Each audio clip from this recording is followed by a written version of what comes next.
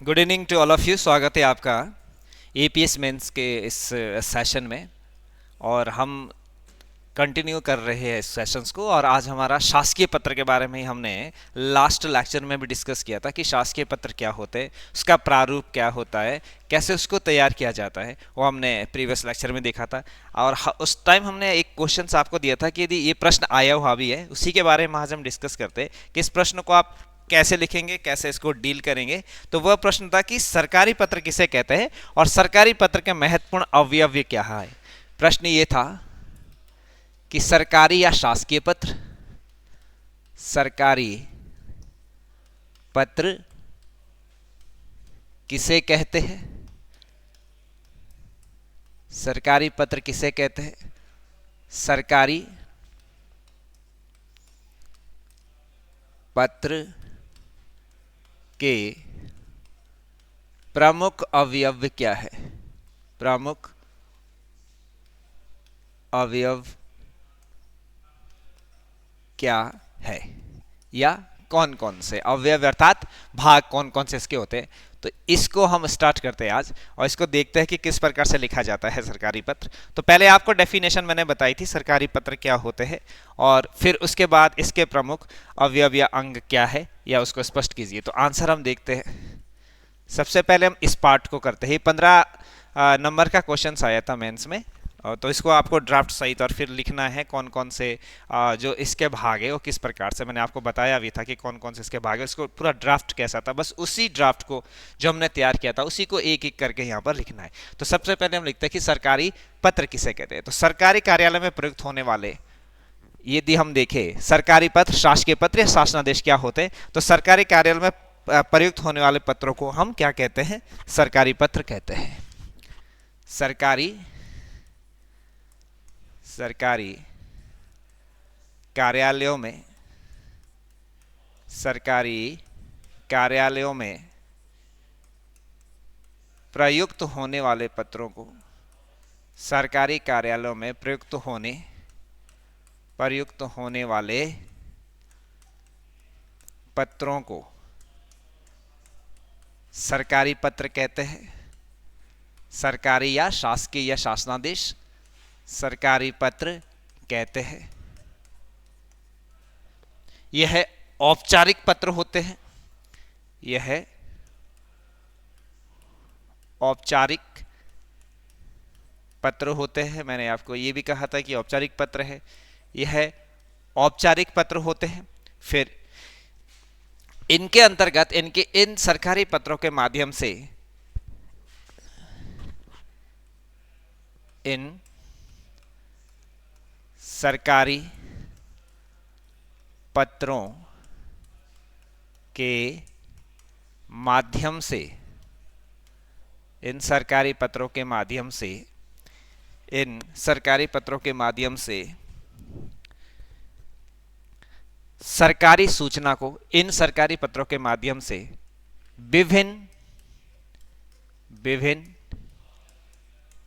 कार्यालयों, विभिन्न कार्यालयों या विभागों के मध्य, विभिन्न कार्यालयों या विभागों के मध्य, विभिन्न कार्यालयों या विभागों के मध्य उच्चतर अधिकारियों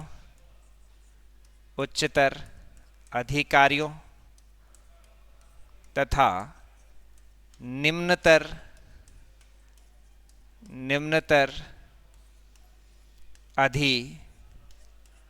अधिकारियों, उच्चतर अधिकारियों तथा निम्नतर अधिकारियों के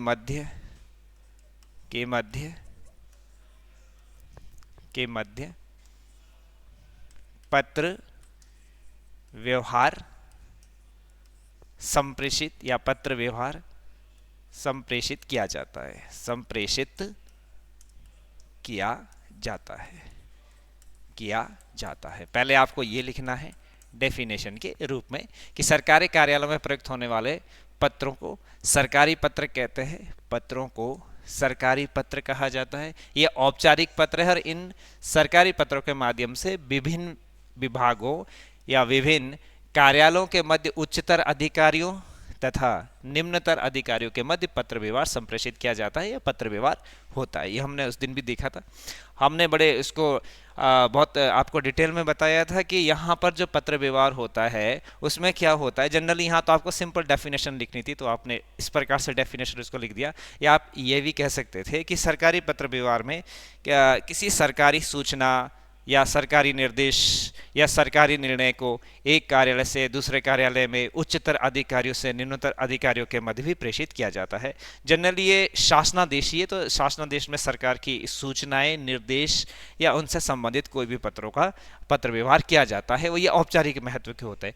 और इसमें अलग अलग कार्यालय, अलग अलग विभागों के मध्य, और यहाँ तक ये भी हो सकता है कि भारत सरकार के द्वारा फिर राज्य सरकार को कोई पत्र भेजा जा रहा हो, या राज्य सरकार के द्वारा ही अन्य राज्य सरकार को भेजा जा रहा हो, या फिर राज्य सरकार के द्वारा केंद्र सरकार को पत्र भेजा जा रहा हो। वो सब शासकीय पत्र के अंतर्गत ही आते हैं। या आपने एक डेफिनेशन इसकी लिख देनी है यहाँ पर कि इसको हम सरकारी पत्र कहते हैं, या इसको हम शासनादेश कहते हैं, या इसको हम शासकीय पत्र कहते हैं। अब हमारा नेक्स्ट जो पार्ट है, दूसरा पार्ट, वो शुरू होता है कि सरकारी पत्र के प्रमुख अवयव क्या है, या सरकारी पत्र के प्रमुख अवयव को स्पष्ट कीजिए। अवयव अर्थात भाग, इसके अंग कौन कौन से होते हैं, इसके बारे में डिटेल देखना है। तो देखिए, सरकारी पत्र के प्रमुख अंग या भाग निम्नलिखित होते हैं। तो आपने फिर दूसरी तरफ स्टार्ट करना है कि सरकारी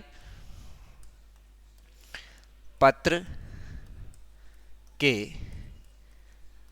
प्रमुख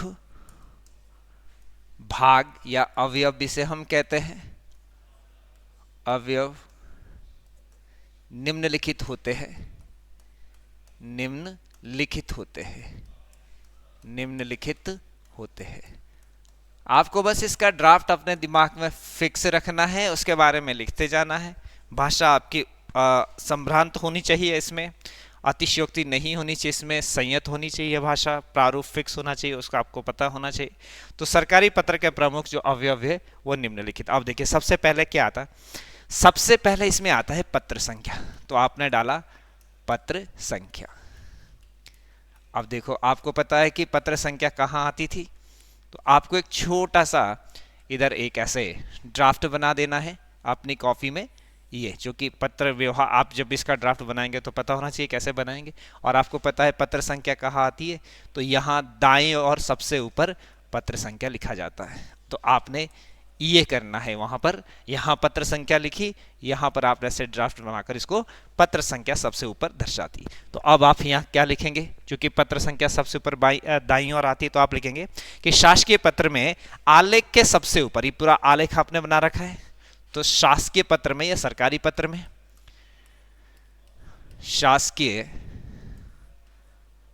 पत्र में सबसे ऊपर, शासकीय पत्र में सबसे ऊपर दाईं ओर, सबसे ऊपर दाईं ओर, सबसे ऊपर दाईं ओर पत्र संख्या लिखी जाती है। सबसे ऊपर दाईं ओर पत्र संख्या लिखी जाती है।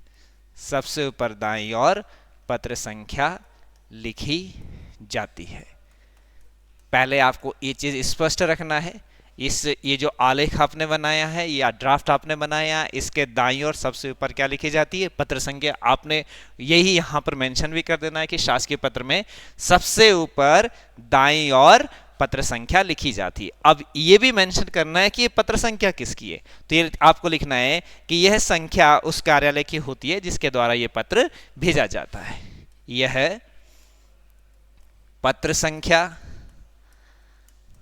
यह पत्र संख्या उस कार्यालय की होती है। यह पत्र संख्या उस कार्यालय की होती है। यह पत्र संख्या उस कार्यालय की होती है जिसके द्वारा यह पत्र भेजा जाता है, जिसके द्वारा यह पत्र भेजा जाता है, जिसके द्वारा यह पत्र भेजा जाता है, जिसके द्वारा यह पत्र भेजा जाता। ये देखिए, एक एक चीज को आराम से समझिए, आपको कोई भी जल्दबाजी की जरूरत नहीं है। बड़े सिंपल तरीके से आपने एक बार फॉर्मेट समझ लिया, उसको दिमाग में बिठा लिया, फिर आपको कोई इसमें पीएचडी करने की ऐसे जरूरत नहीं पड़ती। ये फॉर्मेटिंग होते हैं, औपचारिक होते हैं, इसको इसी प्रारूप में लिखा जाता है, कोई चेंजेस नहीं होते हैं। हाँ, थोड़ा आप देख सकते हैं कि किताबों में अलग अलग प्रकार की चीज़ें हैं, लेकिन जो मैं आपको बता रहा हूँ सचिव वाला में जो लेटर चलते हैं उसके आधार पर मैं सब चीज़ें आपको लिखा रहा हूँ। तो आपने लिख दिया है सबसे ऊपर, शासकीय पत्र में सबसे ऊपर दाहिनी ओर पत्र संख्या लिखी जाती है। ये पत्र संख्या उस कार्यालय की होती है जिसके द्वारा ये पत्र भेजा जाता है, यानी कि जो भी कार्यालय होगा उस कार्यालय की पत्र संख्या ये होगी जो इस पत्र को भेज रहा है। तो ये पत्र संख्या आपने देख ली। फिर दूसरा आप देखेंगे, इसके अव्यय में क्या देखेंगे, यहां पर आप लिखेंगे प्रेषक का नाम, पदनाम एवं शासकीय पता। क्योंकि हम यहां पर क्या लिखते हैं, यहीं पर हम लिखते हैं प्रेषक का नाम, पदनाम और शासकीय पता। शासकीय पता अब ये आपको पता होना चाहिए। ये आलेख जो बनाया है, इस आलेख के इधर लेफ्ट की तरफ है, जबकि पत्र संख्या कहाँ है, राइट की तरफ। तो आपने दूसरे आपको भाग में आपने लिखा प्रेषक का नाम, पदनाम और शासकीय पता। प्रेषक का नाम, पदनाम, प्रेषक का नाम, पदनाम और शासकीय पता। ये दूसरे हेडिंग आपने यहां पर डाली, नाम, पदनाम और शासकीय पता। ये देखिए, साथ में आपने इसको यहां में दर्शा दिया प्रेषक का नाम। प्रेषक अर्थात भेजने वाला, प्रेषक का अर्थ होता है भेजने वाला, तो भेजने वाले का नाम, पदनाम और शासकीय पता है ना। तो इधर हम लिखते हैं कि पत्र संख्या लिखने के पश्चात फिर आपने इसमें लिखना है पत्र संख्या, जो कि दाहिनी ओर आपने लिखी है। पत्र संख्या लिखने के बाद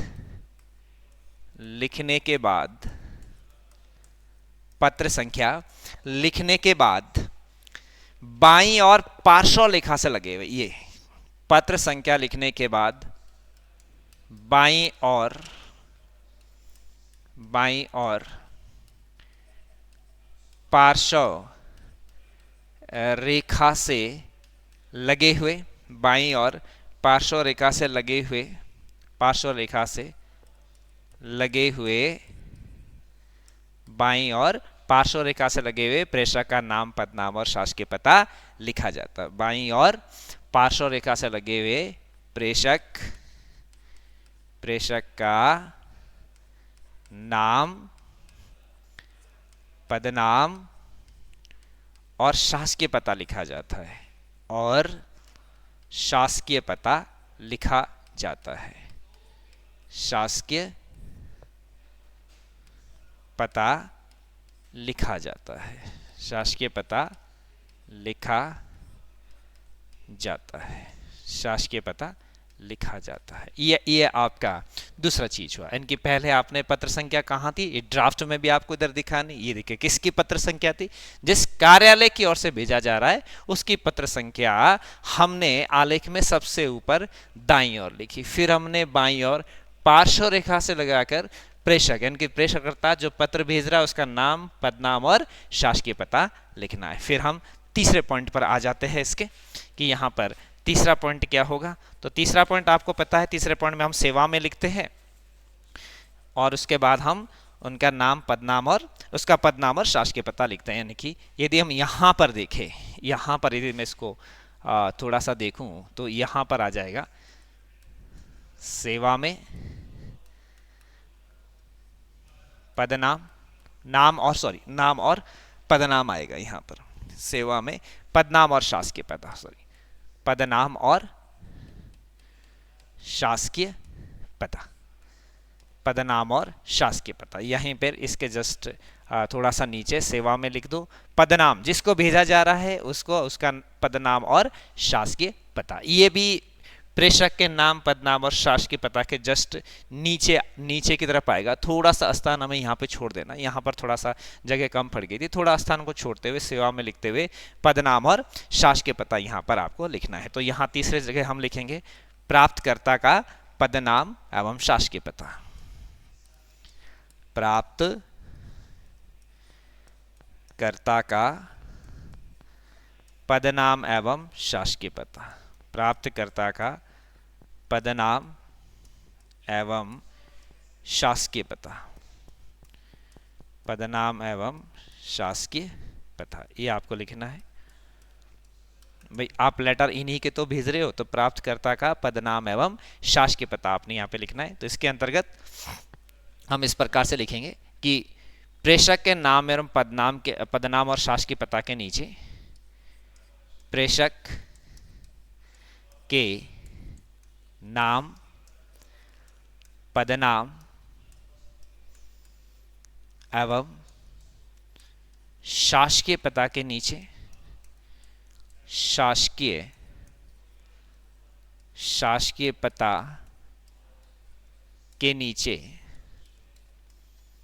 शासकीय पता के नीचे थोड़ी जगह छोड़ते हुए, शासकीय पता के नीचे थोड़ी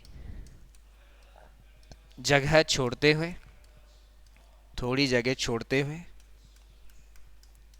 हुए प्राप्तकर्ता का, थोड़ी जगह छोड़ते हुए प्राप्तकर्ता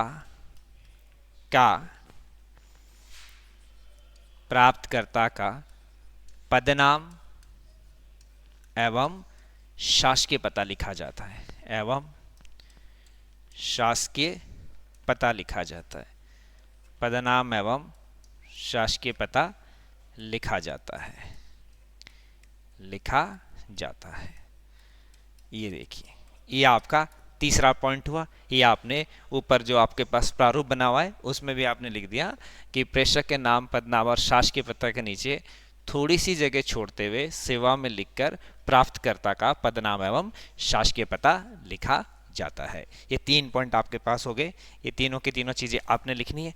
अब चौथे में हमने क्या बताया था आपको? चौथे पॉइंट में हमने आपको बताया था कि चौथे में हम लिखते हैं जो प्रेषक है, यानी कि जो पत्र भेज रहा है, उस पत्र भेजने वाले के प्रेषक का विभाग और अनुभाग का नाम लिखना होता है, स्थान लिखना होता है और दिनांक लिखना होता है ना। तो चौथे उसमें हम यदि देखेंगे, चौथे पॉइंट में, चौथे भाग के रूप में, तो हम यहाँ से फिर ड्राफ्ट बना लेते हैं, क्योंकि वहाँ पर उतना आ नहीं पाया है।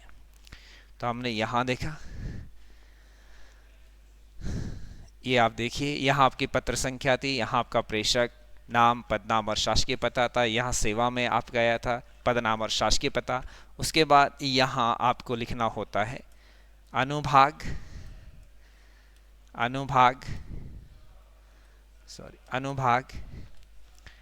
या विभाग।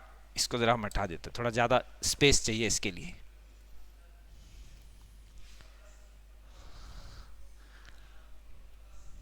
या आप यहां देखिए, यहां आप लिखेंगे अनुभाग, विभाग, अनुभाग, विभाग, ऐसे करके आपने लिखा। और अनुभाग और विभाग किसका आएगा? जो अधिकारी लिख रहा है, जो प्रेषक लिख रहा है, उसका अनुभाग और विभाग आएगा। थोड़ा सा आपने छोड़ना यहाँ पर ऐसे, स्थान और दिनांक, ये आपने चौथे अव्यय के रूप में या चौथे कंपोनेंट के रूप में आपने यहाँ पर लिखना है। अब इसी को आप यहाँ पर लिखेंगे चौथे पॉइंट के रूप में, उसके भाग के रूप में, कि प्रेषक के अनुभाग का नाम, स्थान और दिनांक, है ना। तो आप लिखेंगे प्रेषक, चौथे भाग के रूप में हम लिखेंगे कि चौथे भाग में पार्श्व रेखा के नीचे, चौथे भाग में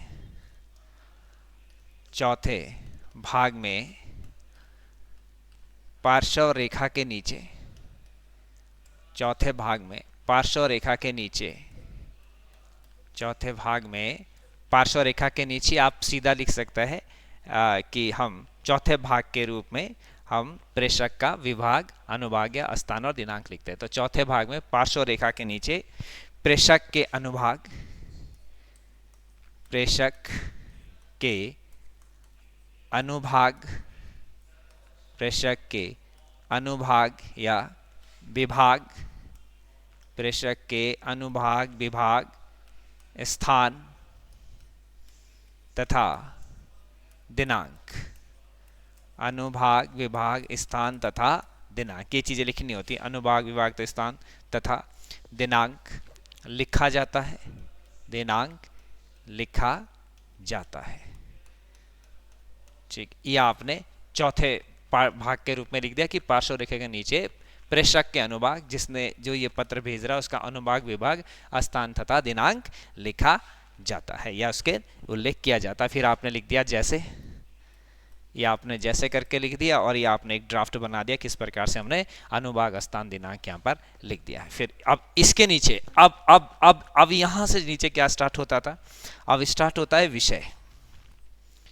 अब देखिए यहाँ अब विषय स्टार्ट होता है। सबसे पहले यहाँ पर क्या था, सबसे ऊपर पार्श्व रेखा के सारे यहाँ आप लगा लीजिए दाईं और पत्र संख्या थी।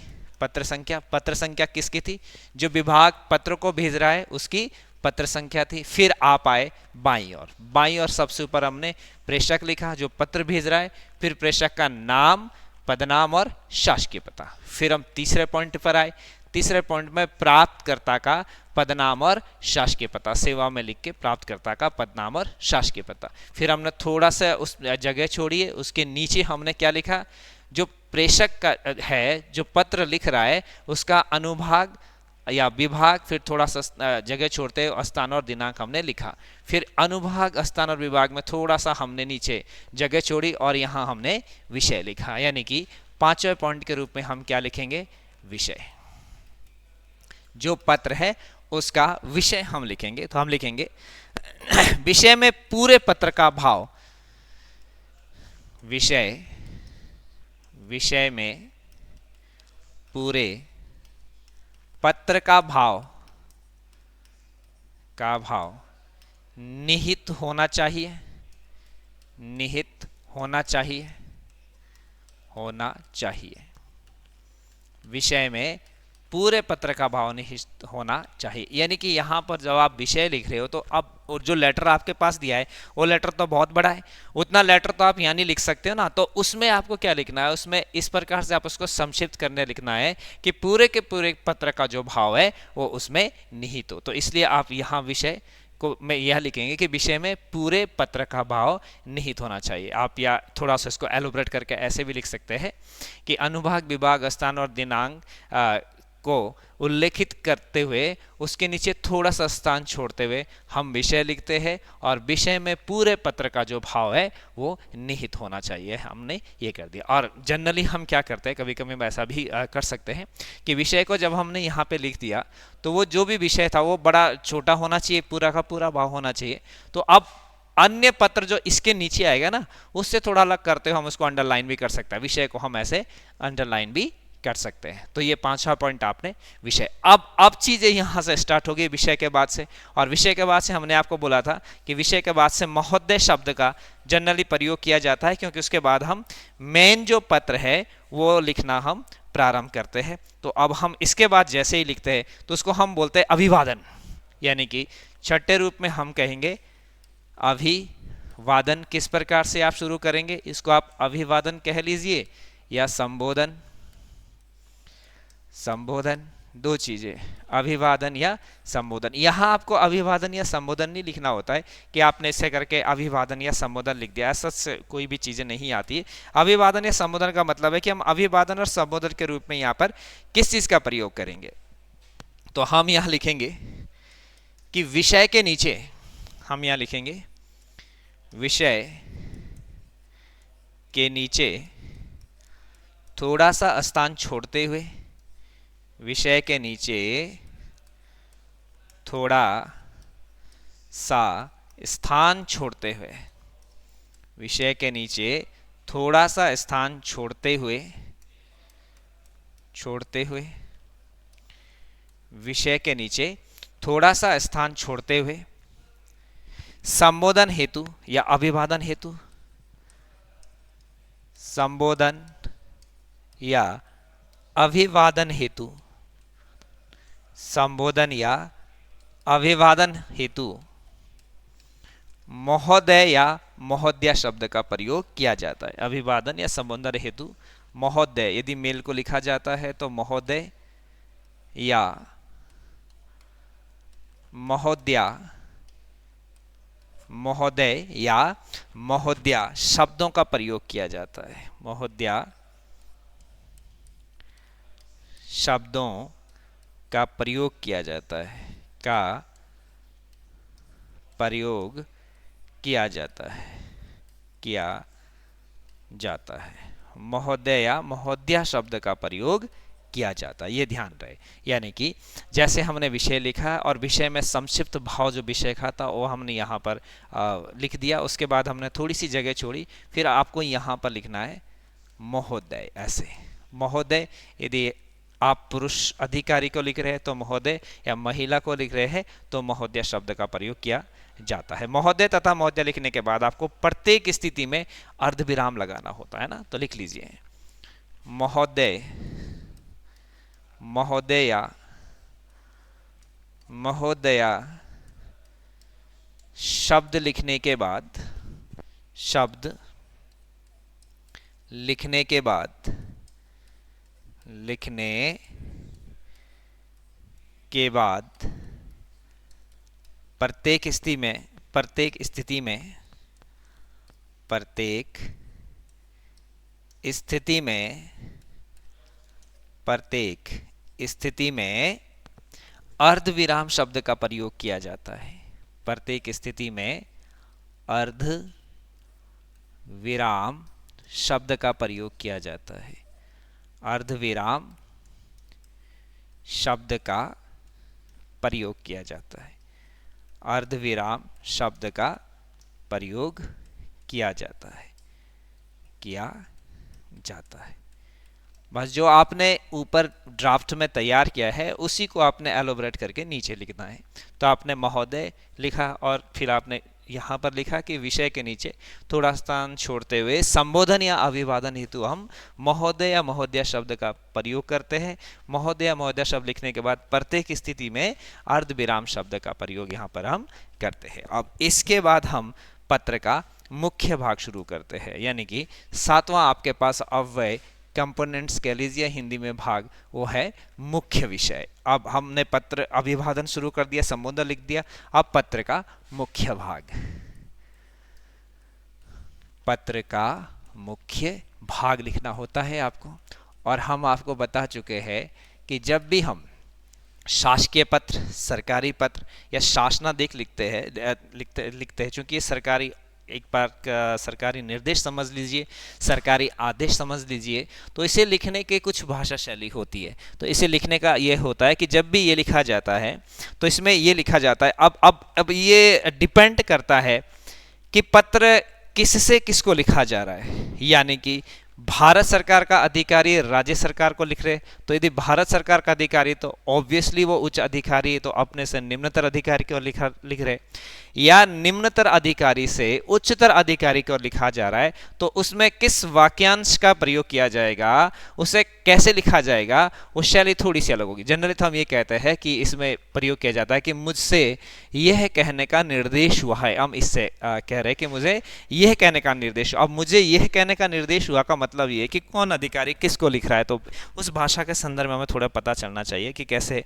अब ये उच्चतर अधिकारी लिख रहा है या निम्नतर अधिकारी, उच्चतर अधिकारी। अब निम्नतर अधिकारी उच्चतर अधिकारी को लिखेगा, अपने से ऊपर के अधिकारी को लिखेगा तो वो निर्देश तो देगा नहीं, तो वो लिखेगा कि मुझसे यह कहने की अपेक्षा की गई है। ये आपको ध्यान रखना है। और ये वो जो लेटर आपको दिया जाएगा ऊपर, उस लेटर में मेंशन होगा और उसके आधार पर आपको ये पता लगाना है कि निम्नतर अधिकारी उच्चतर की तरफ लिख रहा है या उच्चतर अधिकारी निम्नतर अधिकारी। यदि निम्नतर अधिकारी लिख रहा है और अपने से बड़े अधिकारी को लिख रहा है तो वो ये तो नहीं लिखेगा कि मुझे ये कहने का निर्देश, और निर्देश तो देगा नहीं, तो सिंपल ये लिखाएगा कि मुझसे यह कहने की अपेक्षा की गई है। बट यदि कोई बड़ा अधिकारी सेंट्रल गवर्नमेंट या केंद्र सरकार का अधिकारी राज्य सरकार के अधिकारी को लिख रहा है तो ऑब्वियसली उसकी भाषा क्या होगी कि मुझे ये कहने का निर्देश हुआ है। तो ये दो चीजें आपको यहाँ पर मेनली याद रखना है। तो देखते हैं हम पत्र का मुख्य भाग। अभिवादन लिखे जाने के पश्चात, अब हम देखते हैं अभिवादन, अभिवादन लिखे जाने के पश्चात, अभिवादन लिखे जाने के पश्चात अभिवादन लिखे जाने के पश्चात, अभिवादन लिखे जाने के पश्चात यानी कि महोदय और महोदय लिखे जाने के पश्चात कुछ स्थान छोड़ते हुए, पश्चात अभिवादन लिखे जाने के पश्चात कुछ स्थान छोड़ते हुए, कुछ स्थान छोड़ते हुए, कुछ स्थान छोड़ते हुए, अभिवादन लिखे जाने के पश्चात कुछ स्थान छोड़ते हुए पत्र का मुख्य भाग शुरू किया जाता है। कुछ स्थान छोड़ते हुए पत्र का मुख्य भाग शुरू किया जाता है। पत्र का मुख्य भाग शुरू किया जाता है। पत्र का मुख्य भाग शुरू किया जाता है। पत्र का मुख्य भाग शुरू किया जाता है। अभी हम ड्राफ्ट बाद में देखेंगे इसका कि कैसे इसको वहां पर लिखेंगे ना। पत्र का मुख्य भाग शुरू किया जाता है। अब यहां ध्यान रहे, यदि केंद्र या राज्य शासन द्वारा, अब यहां आपको यह लिखना है कि यदि केंद्र या राज्य शासन द्वारा, राज्य शासन द्वारा, तो मैंने आपको बताया कि central government, state government, central government state को भेज सकती है, स्टेट गवर्नमेंट का उच्च अधिकारी अपने से निम्नतर अधिकारी को भेज सकता है। तो यदि केंद्र या राज्य शासन द्वारा किसी निम्न या अधीनस्थ अधिकारी को, किसी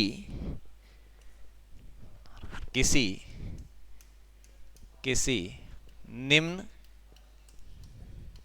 या अधीनस्थ अधिकारी को, निम्न या अधीनस्थ अधिकारी को, जो उसके अंडर है, उसका सबऑर्डिनेट ऑफिसर है, निम्न या अधीनस्थ अधिकारी, यदि केंद्र या राज्य शासन द्वारा किसी निम्न या अधीनस्थ अधिकारी को पत्र लिखा जाता है, अधीनस्थ अधिकारी को पत्र लिखा जाता है, पत्र लिखा जाता है, पत्र लिखा जाता है, पत्र लिखा जाता है, तो प्रथम औपचारिक वाक्यांश, तो प्रथम औपचारिक वाक्यांश, प्रथम औपचारिक वाक्यांश, वाक्यांश यानी कि जहां से आप इसको औपचारिक रूप से शुरू कर रहे हैं, तो प्रथम औपचारिक वाक्यांश, प्रथम औपचारिक वाक्यांश होगा, प्रथम औपचारिक वाक्यांश यह होगा, प्रथम औपचारिक वाक्यांश यह होगा, इन्वर्टेड कॉमा में क्या होगा वो आपको देखना है। प्रथम औपचारिक वाक्यांश यह होगा कि मुझे यह कहने का निर्देश हुआ है। प्रथम औपचारिक वाक्यांश यह होगा, इधर देख लीजिए आप, यह होगा, प्रथम औपचारिक वाक्यांश यह होगा, मुझे यह कहने का निर्देश हुआ है, मुझे यह कहने का निर्देश हुआ है, मुझे यह कहने का निर्देश हुआ है। अब देखिए सिंपल आपको ये देखना, अभी तक हमने बात की ना, केंद्र सरकार और राज्य सरकार किसको भेज रहे, अपने अधीनस्थ अधिकारी को भेज रहे, तो ये तो नहीं लिखेंगे कि मुझे ये कहने, मुझसे ये कहने की अपेक्षा की गई, वो अपेक्षा शब्द तो नहीं लिखेंगे, वो तो ऑर्डर देंगे अपने से अधीनस्थ अधिकारी को, तो वो क्या लिखेंगे, मुझे यह कहने का निर्देश हुआ है, से प्रारंभ होता है, से प्रारंभ होता है, से प्रारंभ होता है, से प्रारंभ होता है, ये आपको ध्यान रखना है, से प्रारंभ होता है। और यदि शासकीय पत्र अधीनस्थ कार्यालय द्वारा शासन को लिखा जाता है, दूसरा, यदि शासकीय पत्र या सरकारी पत्र, यदि शासकीय पत्र, यदि शासकीय पत्र अधीनस्थ कार्यालय द्वारा, शासकीय पत्र अधीनस्थ कार्यालय द्वारा, यदि शासकीय पत्र अधीनस्थ कार्यालय द्वारा शासन को लिखा जाता है, तो ऑब्वियसली अधीनस्थ अधिकारी को द्वारा उच्चतर अधिकारी को लिखा जा रहा है ना। तो यदि शासकीय पत्र अधीनस्थ अधिकारी द्वारा शासन को लिखा जाता है, इनके उच्चतर अधिकारी, शासन को लिखा जाता है, शासन को लिखा जाता है। ये दोनों वाक्यांश आपको पता होने चाहिए कैसे लिखते हैं। शासन को लिखा जाता है तो प्रथम औपचारिक वाक्यांश, तो प्रथम औपचारिक वाक्यांश, तो प्रथम औपचारिक वाक्यांश, तो प्रथम औपचारिक वाक्यांश, तो यानी कि किस प्रकार से आप इसको शुरू करेंगे। तो प्रथम औपचारिक वाक्यांश मुझसे यह कहने की अपेक्षा की गई, ये से प्रारंभ हो गया। मुझसे यह कहने की अपेक्षा की गई है, मुझसे यह कहने की अपेक्षा की गई है। मुझसे यह कहने की अपेक्षा की गई है से प्रारंभ किया जाता है, की गई है से प्रारंभ किया जाता है, प्रारंभ किया जाता है, प्रारंभ किया जाता है। बस दो चीजें आपको ध्यान रखनी है।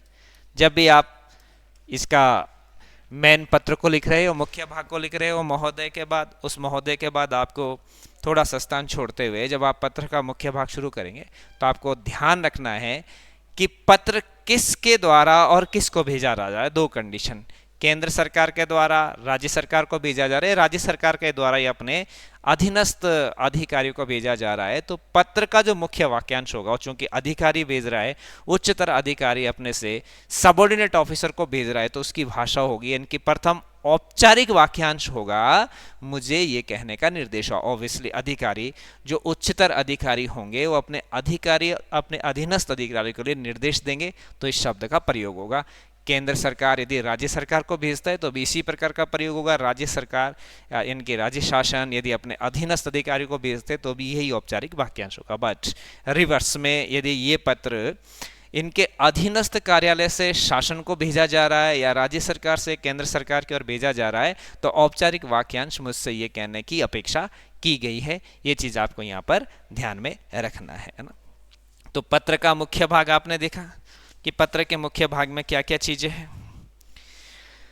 अब हम देखते हैं, इसे लिखने के बाद हमें पता है कि हम बाईं ओर औपचारिक समाप्ति की ओर जाते हैं, यानी कि 8वें उस पर यदि हम देखें तो औपचारिक समाप्ति हम देखेंगे। औपचारिक समाप्ति, औपचारिक समाप्ति कैसे करेंगे। आपने मुख्य भाग लिख दिया है। औपचारिक समाप्ति हमें पता है कि हम ऐसे में इसको लिखते हैं, ये आप ऐसे भी बनाते जाएंगे। तो ये आपने विषय लिखा था, यहाँ पर विषय लिखा था, यहाँ पर विषय में सारा भाव यहाँ पर आपने लिख दिया था।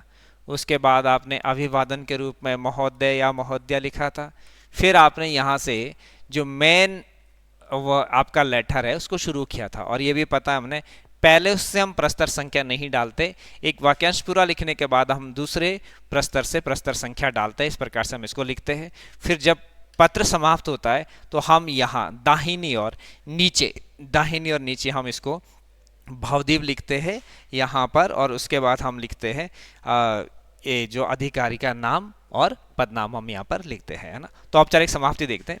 समाप्ति के प्रत्येक स्वरूप हम किस चीज को लिखेंगे। पहली बात, जब आपने यहाँ तक लेटर समाप्त किया तो औपचारिक समाप्ति के लिए आपने भवदीय शब्द का प्रयोग करते हैं।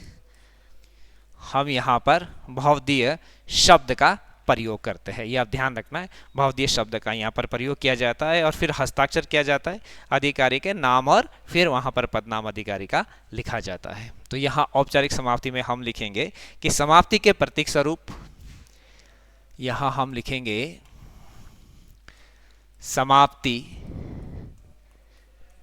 के प्रतीक स्वरूप, समाप्ति के प्रतीक स्वरूप, समाप्ति के प्रतीक स्वरूप भवदीय शब्द का प्रयोग किया जाता है। समाप्ति के प्रतीक स्वरूप भवदीय शब्द लिखा जाता है, ऐसे हम लिखेंगे। भवदीय शब्द लिखा जाता है, भवदीय शब्द लिखा जाता है, शब्द लिखा जाता है। समाप्ति के प्रतीक स्वरूप भवदीय शब्द लिखा जाता है। भवदीय शब्द के नीचे भवदीय शब्द के नीचे, भवदीय शब्द के नीचे अधिकारी के हस्ताक्षर, अधिकारी के हस्ताक्षर, हस्ताक्षर तथा नाम व पदनाम लिखा जाता है, वह पदनाम लिखा जाता है, लिखा जाता है। तो ये आपको लिखना है भवदीय, और उसके नीचे आपने हस्ताक्षर करने, फिर अधिकारी का नाम और पदनाम लिखा जाता है। ठीक है। और एक चीज ध्यान रखनी है, यहाँ अधिकारी के नाम और पदनाम के साथ किसी भी सम्मान सूचक या आदरणीय, आदरपूर्वक शब्दों का ऐसा कोई भी प्रयोग हम यहाँ पर नहीं करते हैं ना। फिर हमको पता है कि यहाँ पर हमने भवदीय लिखा, हस्ताक्षर, नाम और पदनाम का हमने उल्लेख किया यहाँ। फिर हम देखते हैं कि यहाँ पर हम राइट हैंड की तरफ, यहाँ पर हम क्या लिखते थे, यहाँ पर हम संलग्नक लिखते हैं। संलग्नक का मतलब क्या हुआ, जो जो पत्रों के साथ भेजा जाता है ना, जो जो पत्र इसके साथ भेजे जाते हैं उसे संलग्नक कहते हैं। और संलग्नक के आगे हम लिखते हैं यथोपरि, हम यथोपरि लिखते हैं। ये आपको पूरा फॉर्मेट में मैंने कल भी बताया था। तो हम देखते हैं यहाँ पर 9 अव्यय के रूप में संलग्नक लिखते हैं, संलग्नक लिखते हैं। एक एक चीज आपको पता होनी चाहिए। राइट हैंड की तरफ हम संलग्नक लिखते, और लेफ्ट हैंड सॉरी संलग्नक लिखते हैं। राइट हैंड की तरफ हमने भवदीय, हस्ताक्षर, नाम और पदनाम लिखा था, फिर संलग्नक हमने लिखा। अब यहाँ पर लिखेंगे यदि पत्र के साथ का संबंध कागजात भेजने से हो, यदि पत्र के साथ का संबंध, यदि पत्र के साथ का संबंध, यदि पत्र के साथ का संबंध कागजात भेजने से हो, यदि पत्र के साथ का संबंध कागजात भेजने से हो, कागजात भेजने से हो, यदि पत्र के साथ का संबंध कागजात, संलग्नक मतलब कागजात भेजने से हो, तो उसका उल्लेख पत्र की बाईं ओर किया जाता है। तो उसका उल्लेख पत्र के बाईं ओर किया जाता है। तो उसका उल्लेख पत्र के बाईं ओर किया जाता है, पत्र के बाईं ओर किया जाता है। ठीक है, इसे ही हम संलग्नक कहते हैं ना। तो यहाँ संलग्नक लिखा और फिर हमने यथोपरि लिख दिया। ठीक है, अब इसके नीचे हम क्या लिखते हैं, इसके नीचे हम पृष्ठांकन संख्या लिखते हैं, पृष्ठांकन संख्या लिखते हैं, पृष्ठांकन संख्या। इसके नीचे हम पृष्ठांकन संख्या लिखते हैं, है ना। तो हम लिख देंगे पृष्ठांकन संख्या को रेखांकित किया जाता है। ये हमने पृष्ठांकन संख्या लिख दी, इसको रेखांकित किया जाता है। पृष्ठांकन संख्या को लिखने के बाद, पृष्ठांकन संख्या को लिखने के बाद, पृष्ठांकन संख्या को लिखने के बाद, ठीक है, उसे रेखांकित किया जाता है, उसे रेखांकित किया जाता है, रेखांकित किया जाता है, उसे रेखांकित किया जाता है ना। आपने पृष्ठांकन संख्या लिखी, उसके नीचे एक ऐसे आपने रेखा खींच दी। यदि मैं यहाँ पर देखूं तो ये संलग्नक है, संलग्नक के नीचे आपने लिख दिया पृष्ठांकन संख्या। ये आपने पृष्ठांकन संख्या लिख दी, आगे जाके तद दिनांक लिख दिया आपने। ये बहुत यहाँ तक तो नहीं जाएगा, बहुत ज़्यादा आ गया ये तो, है ना। और इसके नीचे आपने ऐसी एक रेखा खींच दी, ये आपने यहाँ पे लिखा है पृष्ठांकन संख्या। अब पृष्ठांकन संख्या के हम नीचे क्या लिखते हैं, प्रतिलिपि, प्रतिलिपि। पृष्ठांकन संख्या के नीचे हम प्रतिलिपि लिखते हैं। और प्रतिलिपि में हम क्या लिखते हैं, प्रतिलिपि में हम लिखते हैं कि निम्नलिखित को सूचनार्थ एवं आवश्यक कार्रवाई हेतु प्रेषित। निम्नलिखित को, निम्न लिखित को सूचनार्थ एवं निम्नलिखित को सूचनार्थ एवं आवश्यक कार्रवाई हेतु प्रेषित, एवं आवश्यक कार्यवाही हेतु प्रेषित, आवश्यक कार्यवाही हेतु प्रेषित, हेतु प्रेषित, ये हम लिख देते हैं। फिर जिसको भी प्रतिलिपि भेजना है 1 2 3 ऐसे ऐसे करके हम वहाँ उनके सचिव, मुख्यमंत्री, सचिव, राज्यपाल, जिनको भी प्रतिलिपि लिखते वो लिख देते हैं। और अंत में हम लिखते हैं आज्ञा से। अंत में जो 12वां पॉइंट हमारे पास आता है वो लिखते हैं हम आज्ञा से, आज्ञा से। ये समाप्ति की और आपका लेटर चला जाता है आज्ञा से। अंत में आज्ञा से लिखकर प्रतिलिपि भेजने वाले अधिकारी का नाम पदनाम लिखा जाता है। अंत में आज्ञा से लिखकर, अंत में आज्ञा से लिखकर प्रतिलिपि भेजने वाले आज्ञा से लिखकर प्रतिलिपि भेजने वाले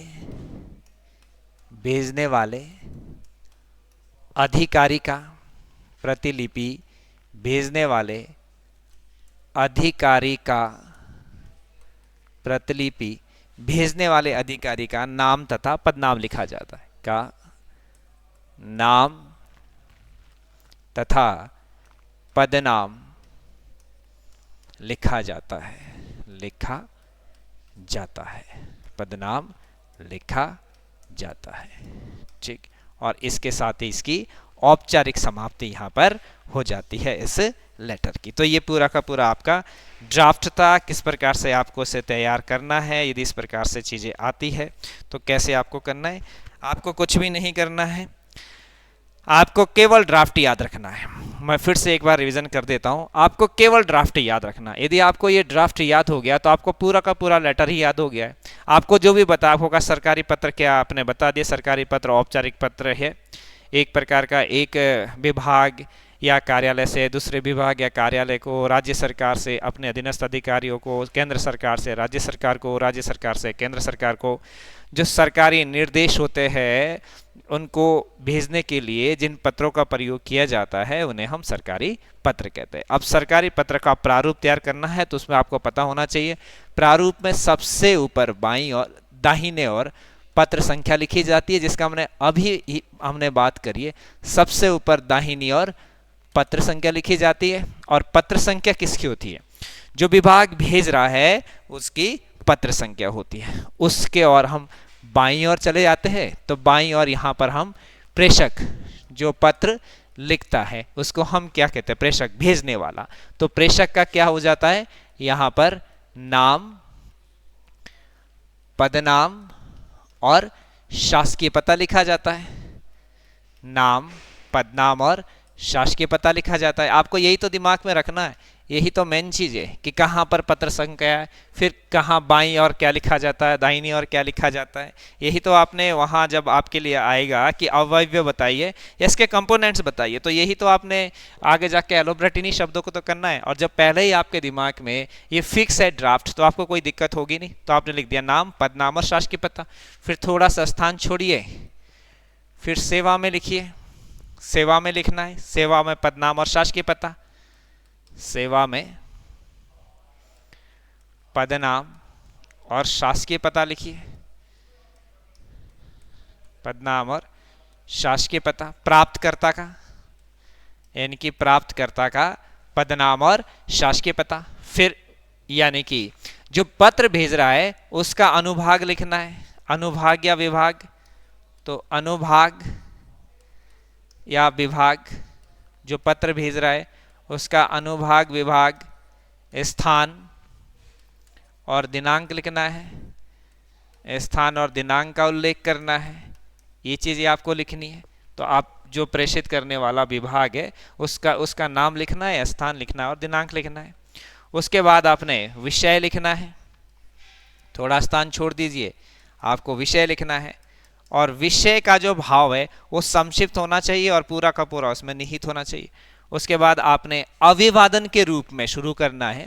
अभिवादन के रूप में आप किसका शुरू करेंगे? अभिवादन या संबोधन के रूप में महोदय या महोदया शब्द का प्रयोग करते, तो आपने महोदय लिख दिया, महोदय के नीचे आपने अर्धविराम लगा दिया और उसके बाद फिर आप मेन जो पार्ट है इस शासकीय पत्र का वह शुरू करते। अब वो शुरू कैसे करते, वो आप जो लेटर फॉर्मेट है उसके आधार पर, यदि लेटर दिया हुआ किसको लिखना है तो आपको, यदि उच्चतर अधिकारी निम्नतर अधिकारी की ओर लिखता है तो वो लिखता है कि मुझे यह कहने का निर्देश हुआ है, और यदि अधीनस्थ अधिकारी उच्चतर अधिकारी को लिखता है तो वो जनरली किस शब्द का प्रयोग करेगा, प्रथम वाक्यांश के रूप में, प्रथम औपचारिक वाक्यांश के रूप में वो करेगा मुझसे ये कहने की अपेक्षा की गई है। तो आप यहां से चलिए, अधीनस्थ अधिकारी ना मानकर हम इसे मानते कि उच्चतर अधिकारी लिख रहा है, तो उच्चतर अधिकारी क्या लिखेगा, मुझे यह कहने का निर्देश हुआ है, कहने का निर्देश हुआ है। ये उच्चतर अधिकारी अपने निम्नतर अधिकारी, और हमें पता है कि पहले जो लेटर यहां से लिखा जाता है पहले से प्रस्तर संख्या नहीं डाली जाती है, प्रस्तर संख्या पहले भाग से नहीं डाली जाती है, दूसरे से हम प्रस्तर संख्या डाल देते हैं। फिर जो भी आपने लिखना है इस लेटर में वो आप लिख दे जाइए, है ना। फिर तीसरे आप ऐसे करके लिखते जाइए ये, और जब समाप्त हो गया तो इधर भवदीय लिख दीजिए, भवदीय लिख दीजिए, ये आपका भवदीय हो गया। अब भवदीय के नीचे आपने क्या लिखना है, हस्ताक्षर नाम और पदनाम, भवदीय हस्ताक्षर नाम और पदनाम लिखना है आपने, हस्ताक्षर नाम और पदनाम का उल्लेख करना है। उसके बाद इधर इधर इधर आ जाइए आप, इधर आप क्या लिखेंगे, इधर आप संलग्नक लिखेंगे जो कागजात भेजने से संबंधित है, संलग्नक, और संलग्नक के आप क्या लिखेंगे, यथोपरि लिखते हैं, जनरली यथोपरि लिखते हैं ये। इसके बाद आप पृष्ठांकन संख्या लिखते हैं, पृष्ठांकन संख्या लिखते हैं, पृष्ठांकन संख्या लिखी आपने ये, और ये लिख दिया आपने आगे तद दिनांक, तद दिनांक लिखते हैं यहां पे। इसके बाद पृष्ठांकन संख्या लिखने के बाद तद दिनांक लिखते। अब इसको लिखने के बाद आप क्या लिखते हैं, प्रतिलिपि लिखते हैं पृष्ठांकन संख्या के नीचे, प्रतिलिपि, प्रतिलिपि के आगे हम क्या लिखते हैं, प्रतिलिपि के आगे हम लिखते हैं निम्नलिखित को सूचनार्थ एवं आवश्यक कार्रवाई हेतु प्रेषित, निम्नलिखित को सूचनार्थ एवं, निम्नलिखित को सूचनार्थ एवं आवश्यक कार्रवाई हेतु प्रेषित, एवं आवश्यक कार्यवाही हेतु प्रेषित, आवश्यक कार्यवाही हेतु प्रेषित, हेतु प्रेषित ये लिखते हैं हम, प्रेषित, है ना। बस इसका फॉर्मेट आप ध्यान रहे, ये लिखेंगे हम। फिर यहाँ पर हम जिसको भी भेजना है उसका हम यहाँ पर वर्णन कर देते हैं, जितने लोगों को भी भेजना है, जहाँ भी भेजना है ये। अंत में हम क्या लिखते हैं, आज्ञा से, इधर दाईं और आज्ञा से लिखते हैं, आज्ञा से लिखते हैं हम, और आज्ञा से नीचे क्या लिख देंगे, नाम और पदनाम, आज्ञा से अधिकारी का नाम और पदनाम। ये पूरा का पूरा आपका फॉर्मेट तैयार हो गया है। इस प्रकार से आपने इसको रटना, इस फॉर्मेट को देखना, इसके अकॉर्डिंग जो भी पत्र आएंगे, जिस प्रकार के भी पत्र आएंगे वो देखेंगे। आगे जब ये मेंस क्लास से कंटिन्यू होगी हमारा, आप पढ़ेंगे तो मैं आपको बताऊंगा कि पत्र कैसे होते हैं, कैसे भेजे जाते हैं। लेट अस सपोज कि मैं कहता हूं कि सचिव वित्त की ओर से मुख्य अभियंता के लिए एक पत्र भेजा जा रहा है सार्वजनिक निर्माण विभाग को, कि हमें एक लोक सेवा आयोग हरिद्वार में एक नवीन विभाग का निर्माण करना है, तो इससे संबंधित एक शासकीय पत्र लिखिए। या इस प्रकार का पत्र भी है कि डीजीपी महोदय को पत्र भेजा जा रहा है कि कुंभ लगने वाला है, कुंभ में हमें अतिरिक्त फोर्स चाहिए, उस अतिरिक्त फोर्स को बुलाने के लिए, मैनेज करने के लिए कोई पत्र भेजा जा रहा है शासन की ओर से। तो वो कई प्रकार की चीज़ें वहाँ पर होती है, तो कैसे उसको लिखते हैं, कैसे मैनेज करते हैं। या कोई आपदा आ गई, बाढ़ आ गई, कोई भी चीज़ें आ गई, तो उसमें किस प्रकार से लेटर को लिखा जाता है, पद से पद को, चूंकि ये जो लेटर है ये पद से पद को लिखे जाते हैं, तो वो सारे के सारी फॉर्मेटिंग हम मेंस की क्लास में आगे करेंगे। तो मिलते हैं नेक्स्ट सेशन के साथ।